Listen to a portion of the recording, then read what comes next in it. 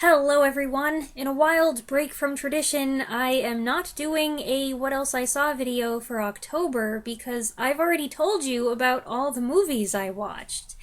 But something you don't know is that while I was inundating myself with all these spooky flicks for spooky season, I was also offsetting them with a very charming, funny, wholesome old sitcom called Bachelor Father. Bachelor Father premiered in 1957 and ran for 5 seasons, producing a total of 157 episodes. John Forsythe stars as Bentley Gregg, a successful Beverly Hills lawyer and ladies' man whose lifestyle is disrupted when he becomes sole guardian of his 12-year-old niece Kelly, played by Noreen Corcoran.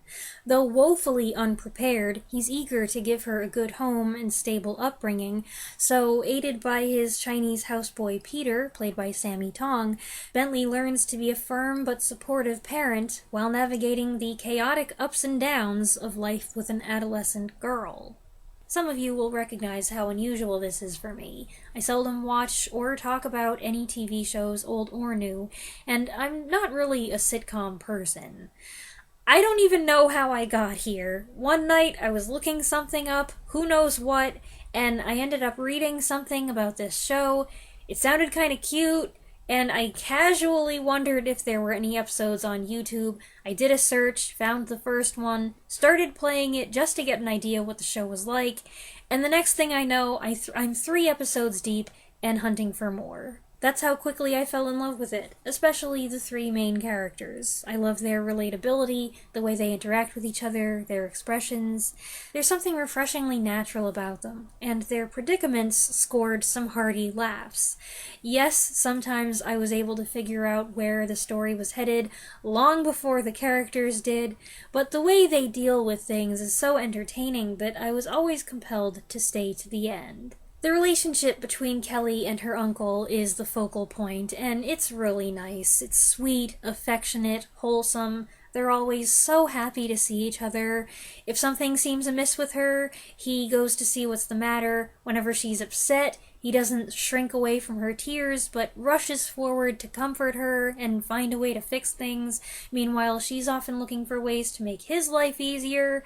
For both of them, most of these plans go horribly awry, but it's the thought that counts. And for a single man with no children, Bentley makes a great parent. In reality, John Forsythe was already a family man at this point. He had 3 kids, a son born in the 40s and 2 daughters born in the 50s, so he did have real-life experience being a proud, doting father. It's my understanding that Forsythe was an uncredited co-producer, and the show may even have been his idea. Accounts kind of are vague on that. I saw an interview where he talked about the show, and he never claimed that much credit, but he certainly had a lot of say in its direction, its casting, its writing. I remember as a kid I had a little crush on him in Hitchcock's The Trouble with Harry from 1955, and I guess I liked him in 1969's Topaz as well. I've always had a terrible time remembering anything about that movie except for that one overhead death scene. I did review it several years ago. What did I say then? I'd been under the impression all along that John Forsythe, who was the only actor besides Roscoe Lee Brown that I recognized, was the main character. He was not, and it took me half of the movie to give up hope that he was suddenly going to come back and be a major player. We didn't learn much about him, but he seemed like a nice, decent professional G-man, and I liked him much better than the actual main character, who I thought was dull and whose romantic entanglements failed to interest me. Oh, okay. Today, Forsythe is best remembered for voicing Charlie on Charlie's Angels in the 70s and playing oil tycoon Blake Carrington on Dynasty in the 80s. But handsome and attractive as he may be in those other roles, and Forsythe is one of those actors who aged astonishingly well, this is the role I hope I associate him with from now on. Not only is he charming, his reactions are often hilarious, his physical comedy and comic timing are great, and he's kind and gentle, not just with Kelly, but with all of her friends as well. It's just the icing on the cake that he's good-looking with a pleasant voice, and he looks cute when he puts his glasses on. Bentley Gregg was based on and named after two prominent high society bachelor lawyers who were quite popular with the ladies. Thus the show keeps a revolving door of beautiful women as guest stars, and Uncle Bentley flirts with every single one of them. These are mostly portrayed as harmless flirtations, though it is a family show after all, and if there's anything unchaste going on in the wee hours, it's left to the imagination. They did tone down his wolfishness a bit as the show went on, and what with spending more evenings at home, attending PTA meetings, chaperoning school dances, trying to help Kelly with her homework, etc., he doesn't have as much time for romancing anyway. He does still go on plenty of dates, but he is resistant to the idea of settling down. As soon as any woman hints that she would like him to put a ring on it, he backs away, but he always does it in a nice way. He's never a complete cad. One other thing I appreciate is that Bentley is never portrayed as a buffoon. He sometimes blunders and ends up looking sheepish when he realizes his mistake, but the show doesn't exist just to make him look like a moron. As for Kelly, Noreen Corcoran's performance is wonderfully genuine. She can be funny, she can be naive, but she can also be quick-thinking. She's prone to worry and insecurity and juvenile drama, and like her uncle, she's usually driven by the best of intentions, even if her plans don't pan out. When they were holding auditions for the pilot episode, titled A New Girl in His Life, for General Electric Theater, it was host Ronald Reagan's suggestion that they choose not someone angelic and precocious, but someone who looked and talked like a typical American girl, freckles included. They cast Noreen Corcoran, who'd been acting since 1951, and she turned out to be the perfect choice. She was a very expressive teenager with an open, honest face that was endearing. The show wouldn't be the same, however, without Sammy Tong. These days, if you had a middle-aged Chinese-American man working in your household, it would be completely unacceptable for you to refer to him as your houseboy, but that was the term they used back then. And while Peter may be in a position of servitude, he's never treated that way. He's a prominent member of the household. He wields tremendous power if he threatens to quit. He's often the voice of wisdom, and he adds a lot of humor in his verbal sparring with Bentley.